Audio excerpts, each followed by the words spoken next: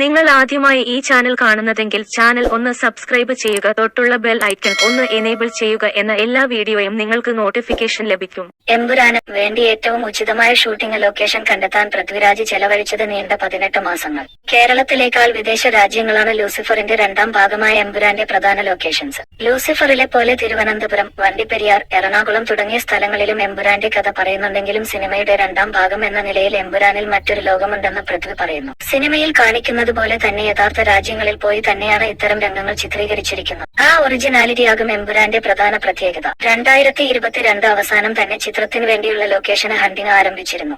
ഇന്ത്യയിൽ ചിത്രീകരണം തുടങ്ങുന്ന ചിത്രം 6 രാജ്യങ്ങളിലൂടെ യാത്ര ചെയ്താണ് പൂർത്തിയാകുന്നത്. ലൊക്കേഷനുകൾക്ക് വേണ്ടി സംവിധായകൻ പൃഥ്വിരാജും സംഘവും 6 മാസത്തോളമായി നടത്തിയ യാത്രകൾ ഉത്തരേന്ത്യയിൽ അവസാനിച്ചത് 2023 ഫെബ്രുവരിയിലാണ്. പിന്നീടാണ് വിദേശ ലൊക്കേഷനുകൾ തേടി ടീം വീണ്ടും യാത്ര തിരിച്ചത്. കരിയറിലെ 1.5 വർഷം ലൊക്കേഷൻ ഹണ്ടിനായി മാത്രം പൃഥ്വിരാജ് മാറ്റിവെച്ചു. UK, അമേരിക്ക, ലഡാക്ക് എന്നിവിടങ്ങളിലെ ഷെഡ്യൂളുകൾ നിലവിൽ പൂർത്തിയായി കഴിഞ്ഞു. ചിത്രീകരണം ഇപ്പോൾ 20% പൂർത്തിയായി കഴിഞ്ഞു. UAEയിലും ഇന്ത്യയിലുമുള്ള ഭാഗങ്ങളാണ് അവശേഷിക്കുന്നത്. 2019 ബ്ലോക്ക് ബസ്റ്ററുകളിലൊന്നായ ലൂസിഫറിന് ശേഷം ചിത്രത്തിന്റെ രണ്ടാം ഭാഗമായി പൃഥ്വിരാജ് സംവിധാനം ചെയ്യുന്ന സിനിമയിൽ സൂപ്പർ താരം മോഹൻലാൽ ഖുറേഷി അബ്രാമായി വീണ്ടും എത്തുന്നു. എമ്പുരാനിൽ മുണ്ടുമടക്കി കുത്തി അടിയുണ്ടാക്കുന്ന മോഹൻലാലിനെ നിങ്ങൾ കണ്ടെന്നു വരില്ലെന്നും ലൂസിഫറിന്റെ രണ്ടാം ഭാഗമാണോ താൻ ചെയ്യുന്നതെന്ന് ഇപ്പോൾ തനിക്ക് പോലും പറയാൻ പറ്റില്ലെന്നും പൃഥ്വിരാജ് പറയുന്നു. ബജറ്റോ റിലീസ് തീയതിയോ തീരുമാനിക്കാതെയാണ് ചിത്രീകരണം. മലയാള സിനിമയെന്ന നിലയിൽ മാത്രമാകില്ല എമ്പുരാൻ ആസൂത്രണം ചെയ്യുന്നത്. തിയേറ്ററിലും ഇന്ത്യൻ സിനിമ എന്ന നിലയിൽ OTTയിലും വൻ ബിസിനസ് നടന്ന ലൂസിഫർ എന്ന സിനിമയുടെ രണ്ടാം ഭാഗമാണിത്. ഹോളിവുഡ് ചിത്രത്തിന് സമാനമായ ലൊക്കേഷനും ചിത്രീകരണവുമാണ് ആസൂത്രണം ചെയ്യുന്നത്.